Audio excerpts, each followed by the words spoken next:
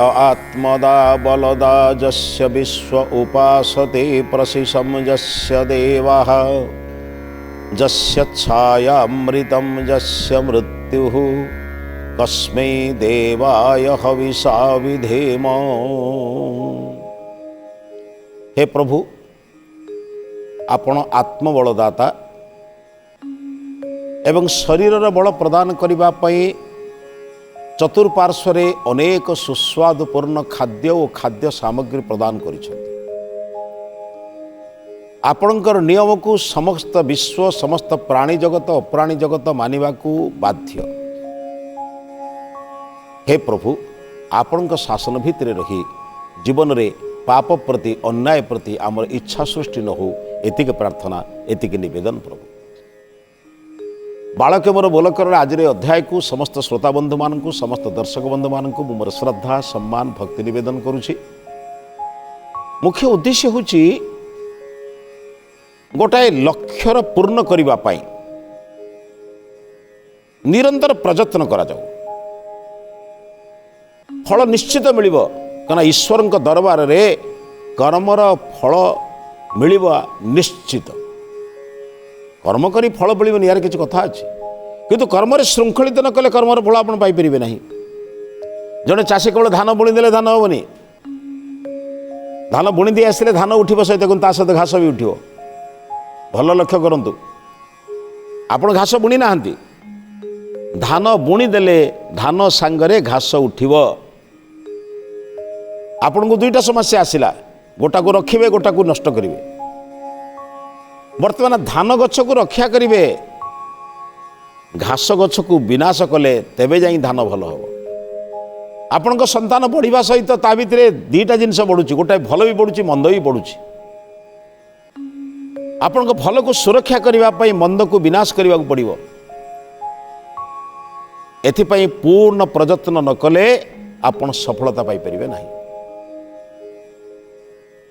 एथिपाई बारंबार चिंतन करंतु, आपण कौन छाड़िबे कौन करिवे क्यों जिनिस करिवे। निष्ठापर भाव रे पूर्ण प्रयत्न सहित काम करंतु, देखिए सफलता आपणकर चरण स्पर्श करिवे। विफलता आपणक निकट को आसीबो नाही। एई जिनिस को जेते दिन पर्यंत आपण निज हृदय रे स्थान देबे, आपणकर कर्म करिवार शैली कर्म करिवार प्रतिज्ञा आउरी दृढ़ीभूत हो। जड़े ऋषिकेश जड़े सन्यासी सुंदर भाव में तपस्या करते। सुंदर तपस्या अर्थ हूँ तपस्या कला बेले चतुर्पार्श्व अनेक शब्द थिबा सत्वे भी तांका तपस्या केबे बाधा सृष्टि हो। ये कम बड़ साधारण नुहे आज्ञा। गोटे बाहर शब्द हेले मशाटे कामुड़ी देले बाहर शब्द है आम मान ध्यान तपस्या नष्ट हो जाउछि, स्वाभाविक कथा आज्ञा। बाहर प्रतिबंधक मध्य बेले बेले ध्यान को नष्ट करे। सेतिपाई ऋषिमुनि माने कहिचंती ध्यान करिवार उपयुक्त स्थान होउछि उपहोरे गिरिणाम संगमे च नदीनाम धिया विप्रो अजायत। नदीर संगम स्थल, पर्वतर गुंफा, मनोरम स्थान, एकांत स्थान ही ध्यान करिवार एक सुंदर परिवेश सृष्टि करे। किंतु गुरुंकर अभ्यास अछि, बारंबार ध्यान करी करी एते अभ्यास हो जाइछि जे जोंठी बसिले भी तद्गत तल्लीन हो जाउथे। गुरुंकर ख्याति भी अच्छी। अनेक लोक निज निजर समस्या नहीं आसंती। कौठी भाई भाई रे समस्या, कौठी बाप पुअर समस्या, कौठी स्वामी स्त्री र समस्या। प्रत्येक व्यक्ति पाखरे भिन्न भिन्न समस्या अच्छे। आपण जे कोनसी लोक को पचारिले ता भितरे केवल दुख और समस्या कहब से। प्रत्येक व्यक्ति जमिति संसारटा तैयारी होइछि केही सुख पाउनाहांती। परमात्मा आनंद पाई सुख ए परमात्मा संसार को तैयारी करिसेंती। कौन पाई ना मोर प्राणी मोर पुत्र कन्या माने समस्ते आनंद रे रहिबे सुख रे रहिबे। किंतु एठी खाली साली दुख, किंतु से ऋषि मन टिके दुख नहीं। लोक पाखे दुख कहवाक आसती से चुटकी विराट समस्या कहती किंतु अति सरल समाधान कहते। समस्या कहला बेले प्रत्येक व्यक्ति भावती मो समस्या पृथ्वी आउ काहारी नहीं, मो भलिया दुखी दुनिया आउ केही नहीं। अरे भाई किए केते प्रकार दुख रे जर्जरित होउची, तमर की दुख, कहार पति दुख, कहार पत्नी दुख, कहार पुत्र दुख, कहार कन्या दुख, कहार परिवेश दुख, कहार स्थान नहीं, कहार धन नहीं, किए दुख रे पड़ी। किंतु दुख चिरदिन नुहे, दुखर अपसारण हो गले सुख निश्चित मिलिब, मलयर अपसारण हो गले सूर्य निश्चित दर्शन हब, मेघ केते दिन ढाकिब। गुरुंक निकट में पहुंची अनेक लोक निज निजर समस्या कहती, समस्यार समाधान करने किसी असुविधा नहीं। गुरुदेव अति सुंदर भाव व्यक्ति मानकर समस्या समाधान कर दियंती, बहु दिन विवाद को भंजन कर दियंती, निज भितर थिबा कौनसी मतांतर को मध्य मेंटेई दियंती। यही ख्याति गुड़ चारिड़े व्याप्त है। एवं सबुठार बड़ कथा होची से कार्यक्रम किसी अर्थ नियंती, जी जहाँ देला अलग कथा। आश्रम काम लगे दियंती, गरीब पिला मानको पाठ पढ़ाती, गोमातार सेवा करती, यज्ञ करती, विभिन्न काम करती। किंतु आजिकल डिमांड नहीं मत एति टंका देले आसिक मो सहित देखा करिवो। आज बर्तमान विचित्र हो गलानी, एति टंका देले मते देखा करिवो, सेमिति नथिला। लोकर समस्यार समाधान कर सारा परे से श्रद्धार सहित जहाँ दौला ताकू ही आश्रम काम लगौले। ये ख्याति गुड़िक चारिड़े व्यापिला।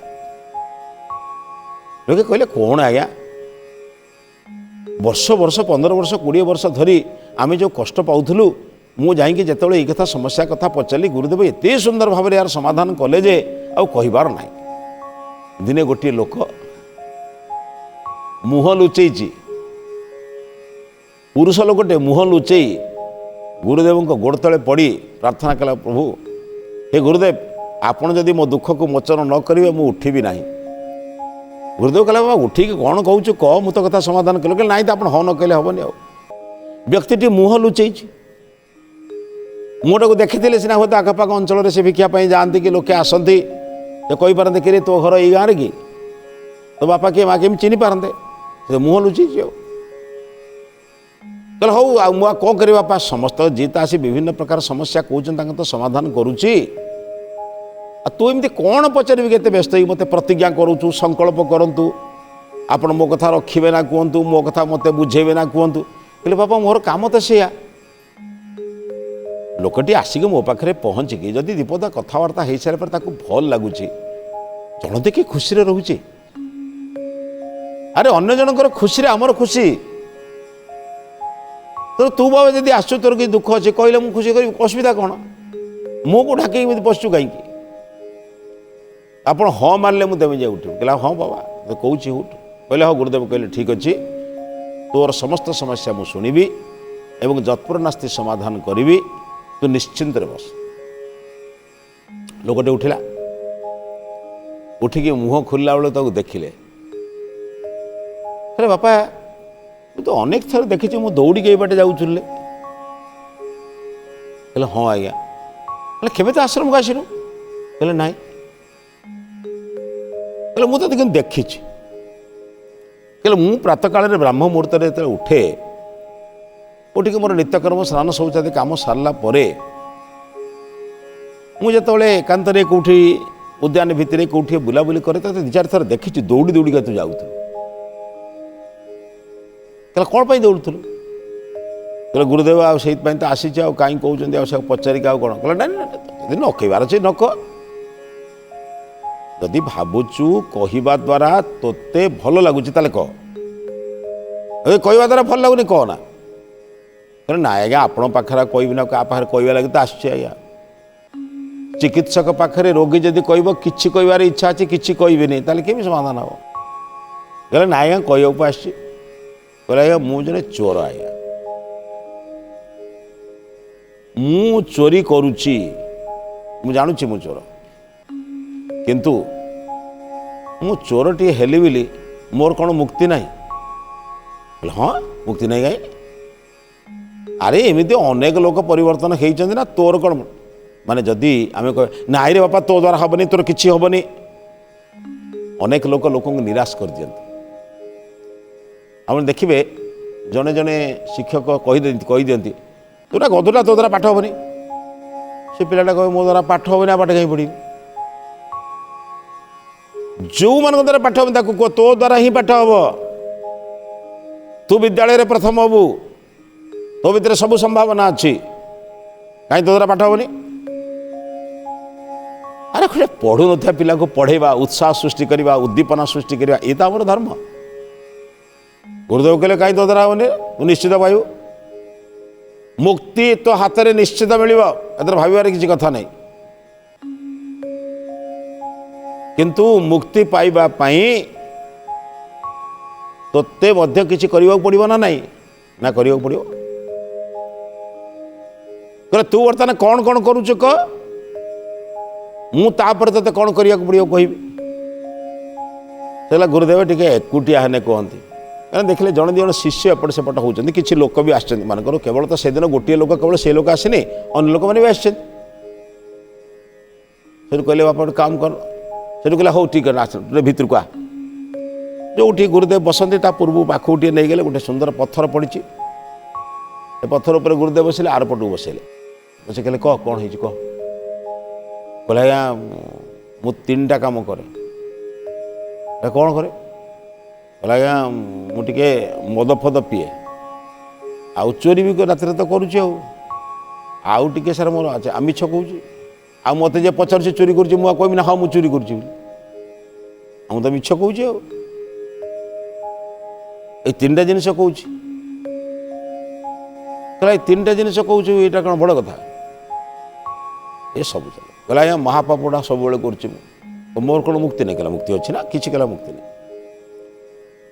ତୁ ଗୋଟେ କାମ କର, ଏଇ 3ଟା ଜିନିଷ ଭିତରୁ ଯେଉଁଟା ଟିକେ ତତେ ଭାବୁଛୁ ସହଜିଆ ବା ଯେଉଁଟା ଛାଡ଼ିପାରିବୁ ସେଇଟାକୁ ଛାଡ଼ିବା ପାଇଁ କର। ତତେ କିଛି କରିବାକୁ ପଡ଼ିବ ନା ନାହିଁ? ଯେଉଁଟା ଭାବିଲା ଚୋରି ନ କଲେ ତ ଚଳିପାରିବିନି। ମଦ ନ ପିଇଲେ ରାତି ଅଧରେ କିଏ ଚୋରି କରିବ, ପର ଘର ଭାଙ୍ଗିବା, ସିନ୍ଧି କରିବା, ଯେଉଁ ପୋଲିସ ଭୟରେ ଦୌଡ଼ିବା, କେଉଁଠି ଲୁଚିବା, ଏସବୁ କ'ଣ ଖାଲି ଲୋକ ଦ୍ୱାରା ହେଇପାରିବ? ହେଲା ଟିକେ ନିଶାଗ୍ରସ୍ତ ବେଳକୁ କରିଦେଉଛି, ତାକୁ ଛାଡ଼ିପାରିବି। କହିଲା ଏଇ ଯେଉଁ ମିଛ କହିବାଟା ଛାଡ଼ିଦେବି, ତାହେଲେ ତ ପଇସା ପତ୍ର ଖର୍ଚ୍ଚ ହେଉନି, ଏଇଟା ଛାଡ଼ିଦେବି। ଆଉ କହିଲା ଗୁରୁଦେବ ମୁଁ ଆପଣଙ୍କ ପାଦ ଛୁଇଁ ପ୍ରତିଜ୍ଞା କରୁଛି ଆଜିଠାରୁ ମିଛ କହିବି ନାହିଁ। ଗୁରୁଦେବ କହିଲେ ବାପା ଜାଣିଛୁ ନା, ବହୁତ ଲୋକ ଏମିତି ସଂକଳ୍ପ କରନ୍ତି, ଘରେ ଯାଇ ପହଞ୍ଚିଲେ ଯେଉଁ କଥାକୁ ସେଇ କଥା। କହିଲେ ନାଇଁ ଗୁରୁଦେବ ମୁଁ ଆପଣଙ୍କୁ ସଂକଳ୍ପ କରେ। କହିଲେ ନାଇଁ ନାଇଁ ସେମିତି ନୁହେଁ, ତୁ ଯଜ୍ଞ ମଣ୍ଡପରେ ବସିବୁ, ଆହୁତି ଦେବୁ, ଚାଲ ବର୍ତ୍ତମାନ ଯା ଗାଧୋଇକି ଆସିବୁ। ପାଖର ପୋଖରୀରେ ଗାଧୋଇଲା, ସେ ଗାଧୋଇଥିଲା ପୁଣି ତାକୁ ଗାଧୋଇଲେ, ତାକୁ ଭଲ ବସ୍ତ୍ରଟେ ଦେଲେ, ପିନ୍ଧିଲା, କହିଲେ ଚାଲ ଯଜ୍ଞ ମଣ୍ଡପ। ଯଜ୍ଞ ମଣ୍ଡପରେ ବସିଲେ, ଗୁରୁଦେବ ମନ୍ତ୍ର ପଢ଼ିଲେ, ସେ ଘୃତାଉ ଧରିଲା, ଅଗ୍ନ ଏ ସ୍ୱାହାୟତମ ଅଗ୍ନ ଏ ଦଙ୍ଗ ନମମ ଆଦି ମନ୍ତ୍ର ପାଠ କଲା। ମନ୍ତ୍ର ପାଠ କରି କହିଲେ ତୁ ପ୍ରତିଜ୍ଞା କର, ଅଗ୍ନେ ବ୍ରତପତେ ବ୍ରତମ ଚରିଷ୍ୟାମି ତତ୍ସକେୟମ୍ ତନ୍ମେରାଧ୍ୟତାମ୍ ଇଦମ ଅହମ ଅନୃତାତ୍ ସତ୍ୟମୁପେମି। ଯାହା ଯାହା ମୋ ଜୀବନରେ ଅନୃତ ଥିଲା ଆଜିଠାରୁ ସତ୍ୟ କହିବି, ମିଥ୍ୟା କହିବି ନାହିଁ। ଆହୁତି ଦେଲା, ଅଗ୍ନି ଆହୁତି ସାରିଲା ପରେ ସଂକଳ୍ପ କଲା ଆଜିଠାରୁ ମିଛ କହିବି ନାହିଁ। ଗଲା, ମିଛ କହିବନି ସିନା କହିଦେଇ ଚାଲିଗଲା, ଚୋରି ତ କଥା କ'ଣ କରୁଛି? ରାତି ଅଧରେ ସେଦିନ ଗଲା, ସେଦିନ ଗୃହକୁ ଗଲା, ସେଦିନ ଆଉ ଯାଇନି। ଦ୍ୱିତୀୟ ଦିନ ତାର ଅଭ୍ୟାସ, ରାତି ଅଧ ହେଲେ ଯିବ, ଚୋରି କରିବ, କାହା ଘରୁ ଆଣିବ, କୋଡ଼ି ବାଡ଼ି ରହୁ, ଯାହା ହଉ କିଛି ଚୋରି କଲେ ତ ପରିବାର ଚଳେଇବ, ଆଉ କ'ଣ କରିବ ସେ? ଚୋରି କରିବା ପାଇଁ ବାହାରି ଯାଇଛି ନିଶାର୍ଦ୍ଧ ରାତ୍ରିରେ। ଅନ୍ଧକାର ରାତିରେ ସେମାନଙ୍କୁ ଦେଖାଯାଏ, ତମକୁ ସିନା ଦେଖାଯିବନି ଅନ୍ଧକାର ରାତିରେ, କିନ୍ତୁ ତାଙ୍କୁ ଦେଖାଯାଏ। ବରଂ ଚାନ୍ଦିନୀ ରାତିକୁ, ଚନ୍ଦ୍ରମା ରାତିକୁ ଚୋରମାନେ ନିନ୍ଦା କରନ୍ତି। ସେଥିପାଇଁ ଶାସ୍ତ୍ର ଲେଖା ହେଇଛି ଚୌରମ ନିନ୍ଦନ୍ତି ଚନ୍ଦ୍ରମା, ଚୌର ନିନ୍ଦନ୍ତି ଚନ୍ଦ୍ରମା। ଚୌରମାନେ ଚନ୍ଦ୍ରମାକୁ ନିନ୍ଦା କରନ୍ତି, ନିନ୍ଦନ୍ତି ଚନ୍ଦ୍ରମା। ଅନେକ ଲୋକ ଅନେକ ଜିନିଷକୁ ନିନ୍ଦା କରନ୍ତି ଆଜ୍ଞା। କାହିଁକି ନା ଯେମିତି ବାରାଙ୍ଗନା ପୁତ୍ର ନିନ୍ଦା କରେ, ବେଶ୍ୟା ପୁତ୍ର ନିନ୍ଦନ୍ତି। ସନ୍ତାନ ସନ୍ତତି ହେଇଗଲେ ଅର୍ଥ ରୋଜଗାର କରିବା କଷ୍ଟକର ହେବ। ସେ ଅନ୍ଧାର ରାତିରେ ଦେଖିବାକୁ ଚାଲୁଛି, ସେ ଚାଲୁଛି ଆଗରେ, ତାଙ୍କ ପଛରେ ଆଉ ଜଣେ ଚାଲୁଛନ୍ତି। ପତ୍ରର ଖସଖସ ଶବ୍ଦରେ ଜଣେ ଯାଉଛି ଆଉ ଜଣେ ଶବ୍ଦ ଏମିତି ଶବ୍ଦ ଶୁଭୁଛି, ସନ୍ଦେହ କରୁଛି, ଚାରିଆଡ଼କୁ ଚାହୁଁଛି, ଜାଣିପାରୁନି, ଅନ୍ଧାର ଭିତରେ ଚାଲିଛି ଆଗରେ। ପଛ ଲୋକଟି ହେଉଛନ୍ତି ସ୍ୱୟଂ ସେ ଦେଶର ହେଉଛନ୍ତି ଶାସକ। ତାଙ୍କର ଉଦ୍ଦେଶ୍ୟ ହେଉଛି ରାଜା ଅନେକ ସମୟରେ ଅନ୍ଧାରି ବିଜେ କରନ୍ତି, ଛଦ୍ମବେଶରେ ବିଜେ କରନ୍ତି। କାହିଁକି ନା ପ୍ରଜାମାନେ ମୋ ସମ୍ପର୍କରେ କ'ଣ କହୁଛନ୍ତି, ପ୍ରଜାମାନେ ମୋ ସମ୍ପର୍କରେ କ'ଣ ଭଲ ଶାସକ ବୋଲି କହୁଛନ୍ତି ନା ମନ୍ଦ ଶାସକ କହୁଛନ୍ତି। ରାଜାଙ୍କ ସାମ୍ନାରେ ତ ସମସ୍ତେ ଭଲ କହିବେ ନା। ତମେ ଯେଉଁ ବେଳେବେଳେ ଅହଙ୍କାର କରୁନ, ମୋ ଭଳିଆ ଲୋକ କେହି ନାହାନ୍ତି, ତୁମ ପଛରେ ଲୋକେ କ'ଣ କହୁଛନ୍ତି ଶୁଣ।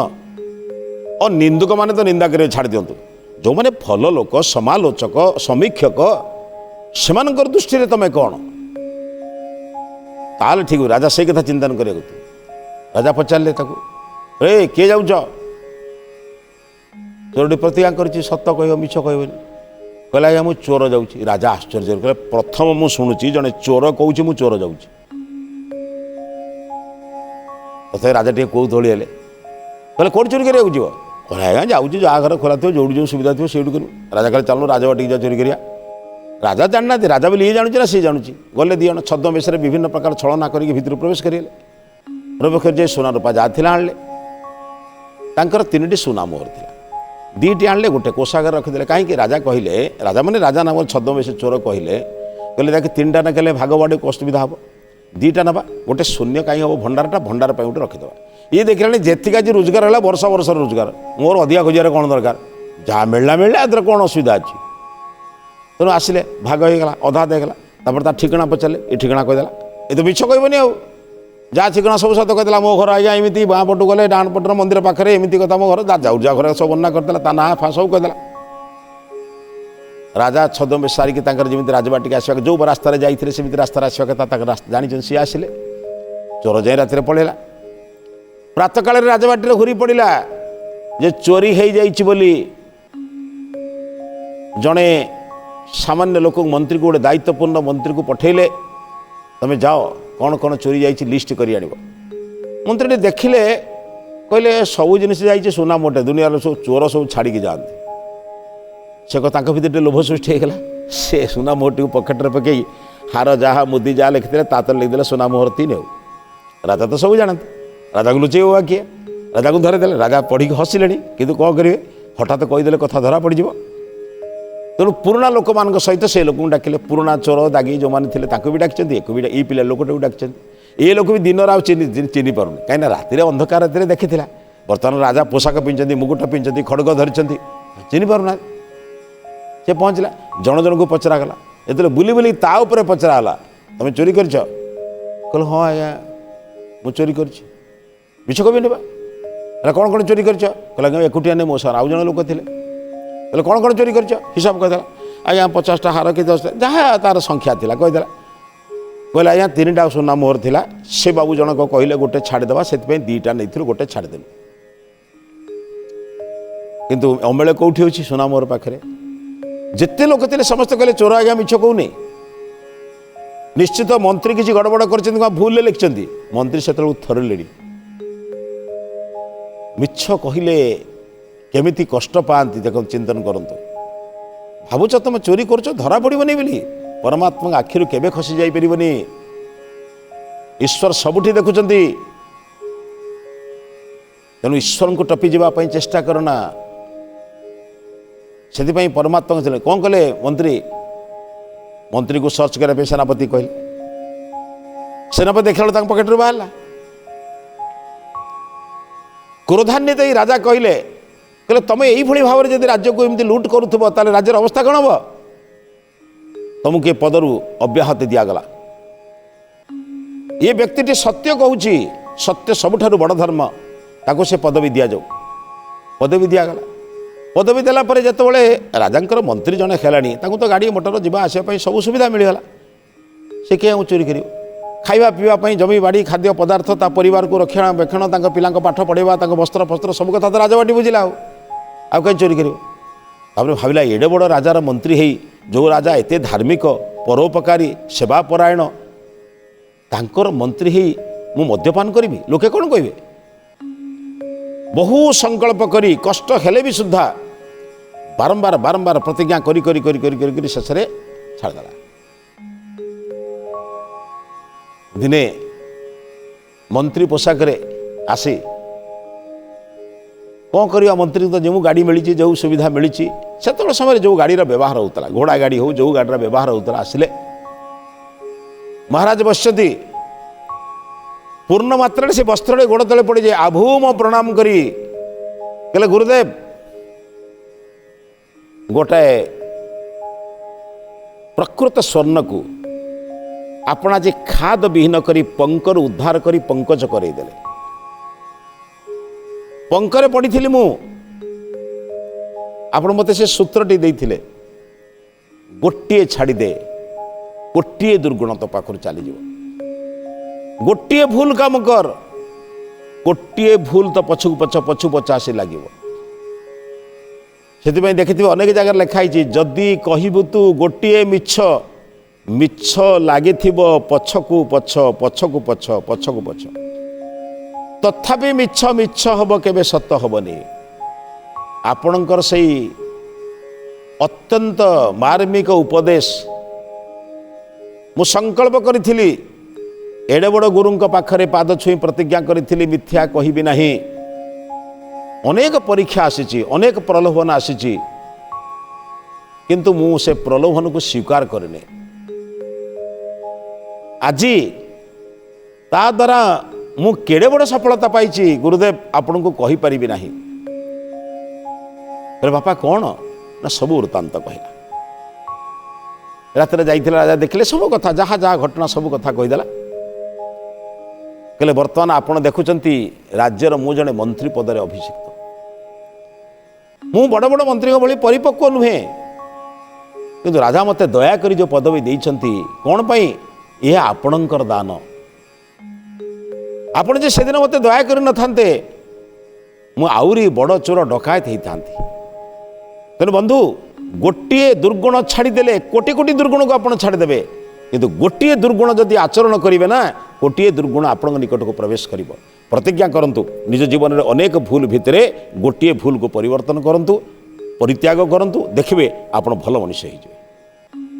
ए विचार सहित आज अध्याय को समाप्त करुछि। ए अध्याय को समाप्त करने पूर्व आज महत्वाणी संपर्क में चिंतन करवा।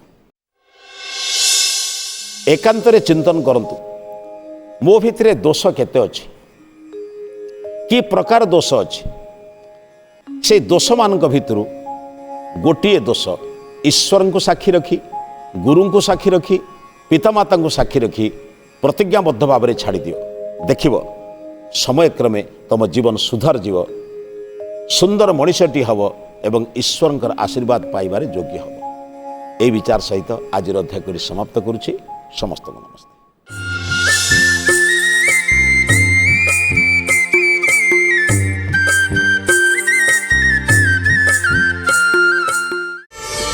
प्रार्थना आम आनंदर उत्स।